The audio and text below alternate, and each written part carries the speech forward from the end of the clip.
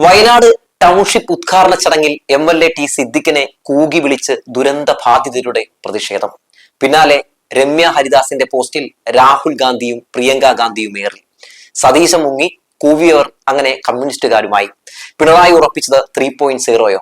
വാർത്തകൾ വിശദമായി തന്നെ നോക്കാം. ഒന്ന് ചാനൽ സബ്സ്ക്രൈബ് ചെയ്തിട്ടുള്ളൂ. 2024 ജൂലൈ 30 അന്ന് രാവിലെ കേരളം ഉണർന്നത് ഒരു നാട് തന്നെ ഇരച്ചെത്തിയ മലവെള്ളത്തിൽ അപ്രത്യക്ഷമായ വാർത്ത കേട്ടുകൊണ്ടാണ്. ഒരു നിമിഷം ശ്വാസം നിലച്ചുപോയ ദൈവത്തിന്റെ സ്വന്തം നാട്. പതറാതെ ദുരന്തമുഖത്തേക്ക് എല്ലാവരും ഒന്നിച്ച് ഒറ്റക്കെട്ടായി ഇറങ്ങിയ ആ കാഴ്ച നമ്മൾ ആരും മറക്കില്ല. അന്ന് ചെളിയിൽ പുതഞ്ഞുപോയ 2 ഗ്രാമങ്ങളെ വീണ്ടെടുക്കാൻ ഇവിടുത്തെ സർക്കാരും ജനങ്ങളും നടത്തിയ രക്ഷാപ്രവർത്തനത്തിന്റെ കഥ മനുഷ്യനുള്ളിടത്തോളം കാലം മറക്കില്ല. വയനാട് ജില്ലയിൽ മേപ്പാടി പഞ്ചായത്തിലെ മുണ്ടക്കൈ, ചൂരൽമല, അട്ടമല, പുഞ്ചിരിമറ്റം എന്നിവിടങ്ങളിൽ പുലർച്ചെ ഉണ്ടായ ഒന്നിലധികം ഉരുൾപൊട്ടലുകളിൽ അന്ന് കവർന്നെടുത്തത് 403 ജീവനുകളാണ്.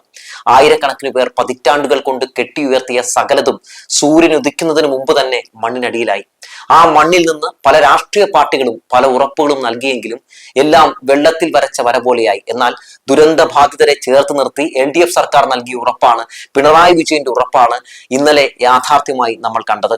കേരള ജനതയുടെ ഐക്യത്തിലും ഇച്ഛാശക്തിയിലും ഊന്നിക്കൊണ്ട് ദുരിത ബാധിത പ്രദേശത്തിന്റെ പുനർനിർമ്മാണം ലോകോത്തര നിലവാരത്തിൽ പൂർത്തിയാക്കുമെന്ന് അന്ന് LDF സർക്കാർ ഉറപ്പ് നൽകിയിരുന്നു. ആ ഉറപ്പ് യാഥാർത്ഥ്യമാകുന്ന ആവേശകരമായ മുഹൂർത്തത്തിനാണ് കേരള ജനത സാക്ഷ്യം വഹിച്ചത്. 178 കുടുംബങ്ങൾക്കായുള്ള ഫേസ് 1ന്റെ ഉദ്ഘാടനം ഇന്നലെ നടന്നു. 410 വീടുകളിൽ ആദ്യഘട്ടം എന്നോണം 178 വീടുകൾ നൽകിയ ചടങ്ങ് ഏറെ മനോഹരമായെന്ന് പറയാതെ വയ്യ. സത്യത്തിൽ സന്തോഷം കൊണ്ട് കണ്ണു നിറഞ്ഞു. സർക്കാരിനെ ഓർത്ത് അഭിമാനം തോന്നിയ ഒരു നിമിഷം കൂടിയായിരുന്നു.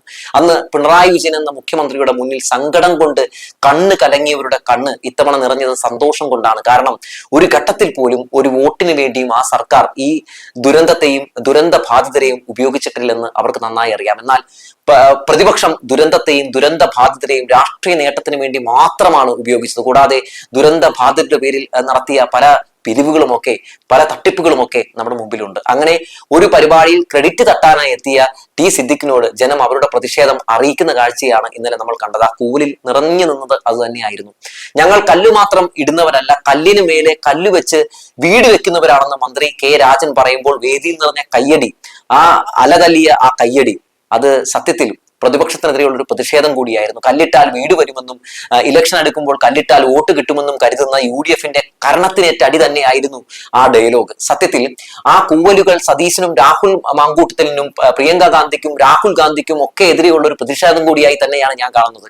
ഈ പ്രതിഷേധങ്ങൾ ഭയന്ന് തന്നെയാണ് പ്രതിപക്ഷ നേതാവ് അടക്കം പലരും ആ വേദിയിലേക്ക് വരാതെ മുങ്ങിയതും. സ്ഥലം MLA ആയ സിദ്ദിഖ് എട്ടുകാലി മമ്മുഞ്ഞി കളിക്കാൻ ശ്രമം നടത്തിയതാണ് ജനങ്ങളെ ഏറെ പ്രകോപിപ്പിച്ചത്. ദേശാടന പക്ഷികളായ രാഹുൽ ഗാന്ധിയും പ്രിയങ്ക ഗാന്ധിയും തുടങ്ങി KPCC തുടങ്ങി എന്തിന് കർണാടക മുഖ്യമന്ത്രി വരെ വീട് വെച്ച് തരുമെന്ന് പറഞ്ഞ് ദുരന്ത ബാധിതരെ പറ്റിച്ചു. ഇത്രയെങ്കിലും ഒക്കെ അവരോട് ഈ കോൺഗ്രസും UDFും ഒക്കെ പല രീതിയിലുള്ള തെമ്മാടിത്തരം കാണിക്കുമ്പോഴും അവർ ഇത്രയെങ്കിലും ഒക്കെ ചെയ്തില്ലെങ്കിൽ ജനം വെറും കഴുതകളാണെന്ന് കണ്ടു നിൽക്കുന്നവർക്കെങ്കിലും തോന്നില്ലേ? അതുകൊണ്ട് പഴയ കോലുകുത്തൽ, കല്ലിടൽ കലാപരിപാടികൾ, നാടകങ്ങൾ ഇറക്കി ജനങ്ങളെ ഇനിയും പറ്റിക്കാൻ നോക്കാം എന്ന വല്ല രീതിയിലുള്ള ചിന്തയും നിങ്ങൾക്കുണ്ടെങ്കിൽ എന്റെ പൊന്നു നേതാവേ, അതൊക്കെ നിങ്ങളുടെ വെറും തോന്നലാണ് എന്ന ഒരു പ്രഖ്യാപനം കൂടിയായിരുന്നു ആ കൂവലിലൂടെ ആ ജനത കാഴ്ചവെച്ചത്. ബഹുമാനപ്പെട്ട കൽപ്പറ്റ MLA ശ്രീ ടി സിദ്ദിഖ് അവർകളെ സാദരം ക്ഷണിക്കുന്നു. കൂവിയ ഒരു ജനതയോട് കൈയടിക്കാൻ പറഞ്ഞ വസീഫ് കാണിച്ച മര്യാദ പോലും സൈബർ ഇടത്തിലെ UDF വെട്ടുകിളികൾ കാണിച്ചില്ല എന്നതാണ് മറ്റൊരു യാഥാർത്ഥ്യം.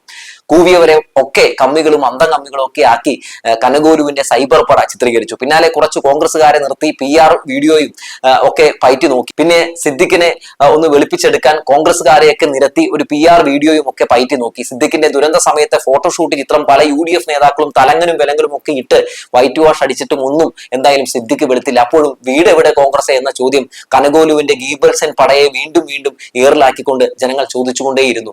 ഇതിന് പിന്നാലെയാണ് രമ്യ ഹരിദാസിന്റെ പോസ്റ്റ് വന്നത്. അത് ഞാനൊന്ന് ആദ്യം തന്നെ വായിക്കാം. മലവെള്ളപ്പാച്ചിലിൽ ഒറ്റപ്പെട്ടുപോയ ജനതയെ ജീവൻ പണയം വെച്ച് ചേർത്തു പിടിച്ച ടി സിദ്ദിഖ് MLA മുണ്ടക്കൈ ചൂരൽമലക്കാർക്കറിയാം. ടൂറിസ്റ്റുകളായി വയനാട്ടിലെത്തിയ രാഷ്ട്രീയ അടിമകൾക്ക് ആ നാട് അനുഭവിച്ച വേദന അറിയില്ല എന്നാണ് രമ്യ ഹരിദാസ് ഫേസ്ബുക്കിൽ ഇട്ടത്. പിന്നാലെ തന്നെ വന്ന ചില കമന്റുകൾ വായിക്കാതെ വയ്യ. ഇത് പ്രിയങ്ക ഗാന്ധിയെയും രാഹുൽ ഗാന്ധിയെയും ഉദ്ദേശിച്ചിട്ടതാണോ? ആ ദേശാടന കിളികൾ അവരല്ലേ? സ്വന്തം നേതാക്കളെ ഇങ്ങനെ ട്രോളല്ലേ? എന്നൊക്കെ തുടങ്ങി ടൂറിസ്റ്റുകൾ കഴിഞ്ഞ ദിവസം കല്ലിട്ട് തിരിച്ചു പോയല്ലോ ചേച്ചി എന്നൊക്കെ തുടങ്ങി ഒരുപാട് കമന്റുകൾ ഇവിടെ കാണാം. എന്തായാലും രമ്യ ഹരിദാസ് പ്രിയങ്ക ഗാന്ധിയും രാഹുൽ ഗാന്ധിയും ഏറിലാക്കിയെന്ന് പറയാതെ വയ്യ. അതിനിടയിൽ വന്ന ഈ കമന്റുകൾ രാഹുലിനെയും പ്രിയങ്കയും ഏറിലാക്കുമ്പോഴും സിദ്ദിഖും ഏറിൽ നിന്ന് ഇറങ്ങാതെ തന്നെ ആടുന്നുണ്ട്. ഈ പുനരധിവാസത്തിന്റെ നാൾവഴികൾ ഒന്ന് പരിശോധിച്ച് നോക്കിയാൽ സർക്കാരിന്റെ ഇടപെടലുകൾ വളരെ വ്യക്തമായി തന്നെ നമുക്ക് മനസ്സിലാക്കാൻ സാധിക്കും. അതായത് 2024 ജൂലൈ 30-നാണല്ലോ മുണ്ടക്കൈ ചൂരൽമല ഉരുൾപൊട്ടൽ സംഭവിച്ചത്. ഒന്ന് ആലോചിച്ച് നോക്കണം. അതിനുശേഷം 2024 ഒക്ടോബർ 4-ന് തന്നെ പുനരധിവാസം നടത്തുന്നതിന് വേണ്ടി കൽപ്പറ്റയിലെ എൽസ്റ്റൺ എസ്റ്റേറ്റും കോട്ടപ്പടിയിലെ നെടുമ്പാല എസ്റ്റേറ്റും ഏറ്റെടുക്കാൻ സർക്കാർ ഉത്തരവിറക്കുന്നുണ്ട്. 2024 ഒക്ടോബർ നവംബർ സമയത്ത് ഭൂമി ഏറ്റെടുക്കുന്നതിനെതിരെ എസ്റ്റേറ്റ് ഉടമകൾ ഹൈക്കോടതിയെ സമീപിക്കുന്ന ഒരു കാഴ്ചയും നമ്മൾ കണ്ടു. 2024 നവംബർ 26-ന് ഫേസ് 1 ഗുണഭോക്താക്കളെ കണ്ടെത്തുന്നതിനുള്ള നടപടികൾ സർക്കാർ ആരംഭിച്ചു. 2024 ഡിസംബർ 27-നാകട്ടെ ഭൂമി ഏറ്റെടുക്കാൻ ഹൈക്കോടതിയുടെ ഉത്തരവ്. 2025 ജനുവരി 4-ന് ഫേസ് 2A ഗുണഭോക്താക്കളെ കണ്ടെത്തുന്നതിനുള്ള നടപടികളും സ്വീകരിച്ചു. 2025 ജനുവരി 15-ന് വീട് ആവശ്യമില്ലാത്തവർക്ക് 15 ലക്ഷം രൂപ അനുവദിച്ച് ഉത്തരവ് ഇറക്കി. 2025 ജൂലൈ 28-ന് എൽസ്റ്റൺ എസ്റ്റേറ്റ് ഏറ്റെടുക്കുന്നതിന് അന്തിമ തീരുമാനമായി. 2B ഗുണഭോക്താക്കളെ കണ്ടെത്തുന്നതിനുള്ള നടപടികളും സ്വീകരിച്ചു. 2025 മാർച്ച് 4-ന് 402 ഗുണഭോക്താക്കളിൽ നിന്നും ഓപ്ഷനുകൾ സ്വീകരിച്ചു തുടങ്ങി. 2025 മാർച്ച് 20-ന് എൽസ്റ്റൺ എസ്റ്റേറ്റ് ഏറ്റെടുക്കുന്നതിനുള്ള നഷ്ടപരിഹാര തുകയായിട്ടുള്ള 26.56 കോടി രൂപ അനുവദിച്ചു. 2025 മാർച്ച് 27-ന് നിരവധി പേരുടെ സ്വപ്നമായിട്ടുള്ള ടൗൺഷിപ്പിന് തറക്കല്ലിട്ടു. 2025 ഏപ്രിൽ 11-നാകട്ടെ എൽസ്റ്റൺ എസ്റ്റേറ്റിലെ 64.4 ഹെക്ടർ ഭൂമി ഔദ്യോഗികമായിട്ട് ഏറ്റെടുത്തു സർക്കാർ. 2025 ഏപ്രിൽ 13-ന് ടൗൺഷിപ്പിന്റെ നിർമ്മാണ പ്രവർത്തികളും ആരംഭിച്ചു. 2025 ജൂൺ 16-നാണ് ടൗൺഷിപ്പിന് പകരം പണം താല്പര്യപ്പെട്ട 104 പേർക്ക് 15 ലക്ഷം രൂപ വീതം അനുവദിക്കുന്നത്. 2026 ഫെബ്രുവരി 20-ന് ടൗൺഷിപ്പിൽ ആദ്യഘട്ടത്തിൽ നിർമ്മാണം പൂർത്തിയാക്കുന്ന 178 വീടുകളുടെ നറുക്കെടുപ്പ് നടന്നു. 2026 മാർച്ച് 1-ന് ഫേസ് 1 പൂർത്തിയായ വീടുകളുടെ രേഖയും കൈമാറി. കിടപ്പാടം നഷ്ടപ്പെട്ടവർക്ക് സർക്കാർ താൽക്കാലിക സംവിധാനവും ഒരുക്കി. താൽക്കാലിക പുനരധിവാസ സംവിധാനത്തിന്റെ ഭാഗമായി 2024 ഓഗസ്റ്റ് മുതൽ 2025 ജൂൺ വരെ വാടക ഇനത്തിൽ 4.3 കോടി രൂപയാണ് സർക്കാർ നൽകിയത്. 795 കുടുംബങ്ങൾക്ക് ഇങ്ങനെ താൽക്കാലിക പുനരധിവാസം ഒരുക്കി കൊടുത്ത ഒരു കഥ കൂടി പറയാതെ വയ്യ. ജില്ലാ ഭരണകൂടത്തിന്റെയും ഭക്ഷ്യസുരക്ഷാ വകുപ്പിന്റെയും നേതൃത്വത്തിൽ കമ്മ്യൂണിറ്റി കിച്ചണിലൂടെ 1,62,543 പേർക്ക് ഭക്ഷണം തയ്യാറാക്കി നൽകിയിട്ടുണ്ട്. ഉരുൾപൊട്ടലിൽ രേഖകൾ നഷ്ടപ്പെട്ടവർക്ക് സേവന രേഖകൾ അതിവേഗം ലഭ്യമാക്കി. ദുരന്തം പിന്നിട്ട് 34 ദിവസത്തിനകം വെള്ളാർമല സ്കൂളിലെ വിദ്യാർത്ഥികൾക്കും മുണ്ടക്കൈ അതുപോലെ തന്നെ GLP സ്കൂളിലെ കുരുന്നുകൾക്കും പൊതുവിദ്യാഭ്യാസ വകുപ്പ് പഠിക്കാനുള്ള സൗകര്യങ്ങൾ ഒരുക്കിയതും ഏറെ അഭിമാനകരമായിട്ടുള്ള ഒരു കാര്യമാണ്. ഇത്രയും ഇടപെടലൊക്കെ നടത്തുമ്പോഴും എന്നും കാണാത്ത പ്രതിപക്ഷം അവസാന ഘട്ടത്തിൽ എട്ടുകാലി മമ്മൂഞ്ഞി കളിക്കാൻ ഇറങ്ങിയാൽ ജനം നോക്കി നിൽക്കുമോ? നിങ്ങൾ പറ. ദുരന്തം നടന്ന നാൾ മുതൽ വാക്കും പഴഞ്ചാക്കും ഒരുപോലെ എന്നതിനെ അനർത്ഥമാക്കിക്കൊണ്ടാണ് പ്രതിപക്ഷം ദുരന്ത ബാധിതരെ കള്ള വാഗ്ദാനങ്ങൾ നൽകി പറ്റിക്കാൻ നടന്നത്. വാഗ്ദാനം നൽകി കബളിപ്പിക്കൽ മാത്രമല്ല, സർക്കാർ നൽകിയ വാഗ്ദാനങ്ങൾ തെറ്റാണെന്ന കള്ളക്കഥകളും ഇവർ പ്രചരിപ്പിച്ചു. കോൺഗ്രസിന്റെയും യൂത്ത് കോൺഗ്രസിന്റെയും പലതരത്തിലുള്ള പിരിവുകളും നടക്കുന്ന കാഴ്ച നമ്മൾ കണ്ടു. കോടിക്കണക്കിന് രൂപ വയനാട്ടിലെ ദുരന്ത ബാധിതരായിട്ടുള്ള ജനങ്ങളുടെ പേരിൽ അവർ സമ്പാദിച്ചു. പണം പിരിക്കാൻ ആപ്പ് പോലും അവർ നിർമ്മിച്ചു. സർക്കാരിന്റെ ദുരിതാശ്വാസ നിധിയിലേക്ക് പണം നൽകരുതെന്ന നിർദ്ദേശവും കള്ളപ്രചാരണത്തിലൂടെ അവർ നടത്തി. സർക്കാരിന്റെ ദുരിതാശ്വാസ നിധിയിൽ വരുന്ന പണത്തിന് കണക്കില്ലെന്നും സർക്കാർ ജനങ്ങളെ പറഞ്ഞു പറ്റിക്കുകയാണെന്നും ഒക്കെ സതീശനും സംഘവും ഒക്കെ പാടി നടന്നു.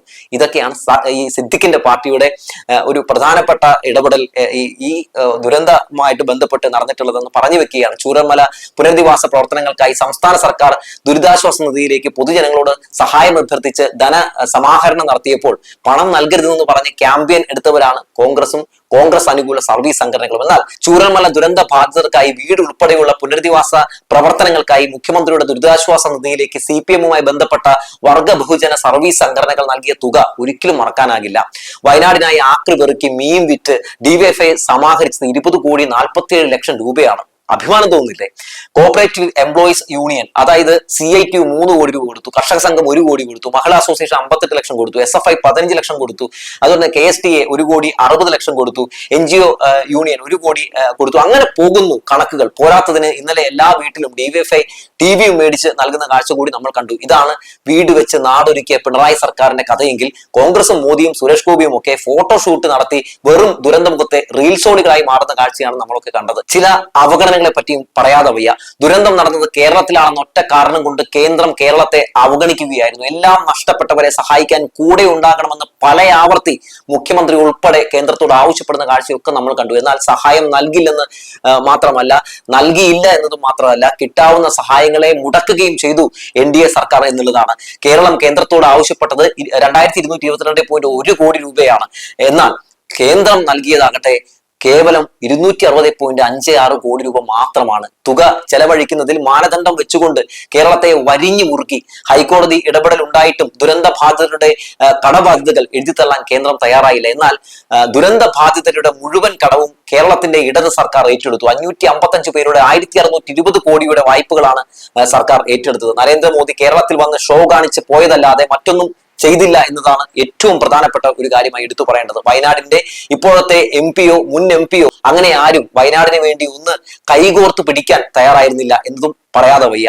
അവിടെ നിന്നും നിശ്ചയദാർഢ്യത്തിൽ കേരള സർക്കാരും ഈ നാട്ടിൽ നല്ലവരായ ജനങ്ങളും ചേർന്നാണ് ആ നാടിനെയും നാട്ടുകാരെയും ചേർത്ത് പിടിച്ച് മുന്നോട്ട് നീങ്ങിയത്. ഇതാണ് യഥാർത്ഥ കഥ എന്ന് പറയുന്നത്. സിദ്ദിഖ് അവിടെ മേടിച്ച കൂവലിന് പിന്നിൽ ഇങ്ങനൊരു കഥ കൂടിയുണ്ട് എന്ന് പറഞ്ഞു വെച്ചുകൊണ്ട് നിർത്തുകയാണ്.